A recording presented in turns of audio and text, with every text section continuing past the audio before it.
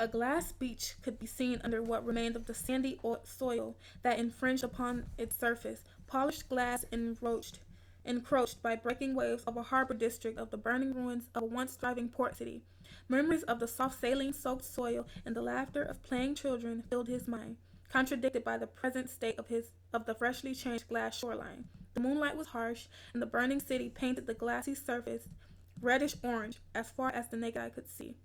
The ocean's backdrop was full of night sky stars. Inward from the shoreline, the remains of a main shore foreign invasion lit up the night sky, kindled by the infrastructure of the city.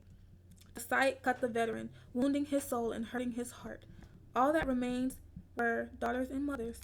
Eddie Mayer watched as the women frantically moved about the city, the strongest of them fighting back against the flames, the other confronting the mournful cries of daughters, both young and old. Few injured existed among the ladies' physical trauma, that is. It was clear that emotionally they were going to be scarred for life. Eddie's presence was that of a detective. He'd arrived too late to fulfill the role of a protector.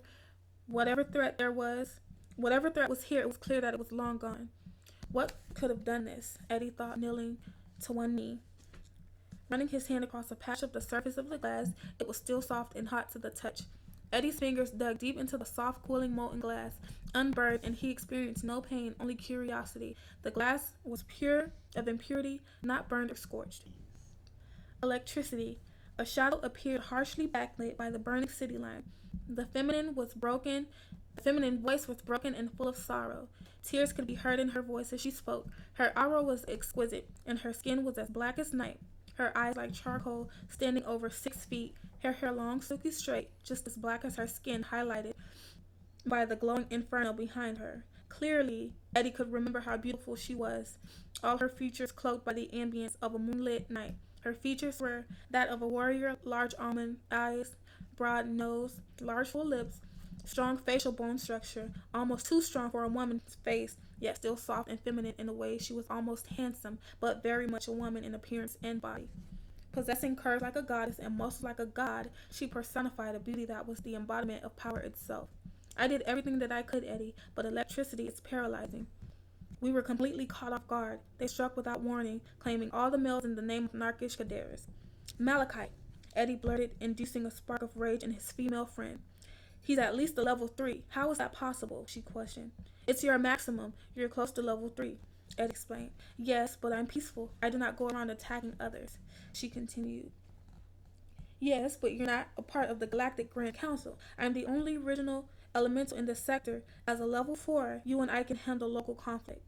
Malachi is using this to advantage. I don't know his game, and he comes and goes too fast for me to be everywhere, using his soldiers to capture without killing, and his own strength to defeat the most powerful warriors as quickly as possible. Eddie addresses his female companion. The Council of Galactic Master are full of shit.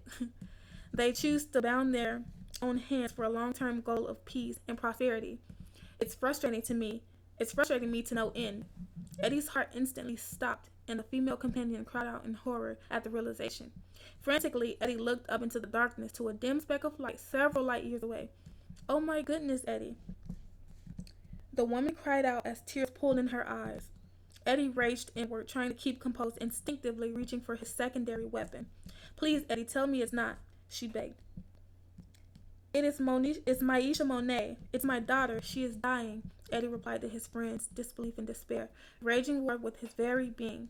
But what about Kiara? Maisha questioned.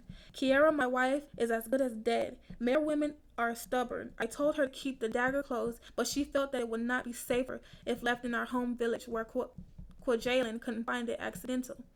Eddie began to outwardly ramble on the verge of a panic attack. Eddie could see his daughter's energy bleeding into existence itself. I don't understand how we can feel here so clearly. Your daughter is not this powerful. Fear could be heard in Maisha Monet's voice, speaking to Eddie, fading after image to the warriors of the Mare Galaxy, assisted by the existence of Waygate. Distance was a matter of perspective. One simply needed to know how to navigate across the galaxy and span its entire distance in a matter of a few years or even days.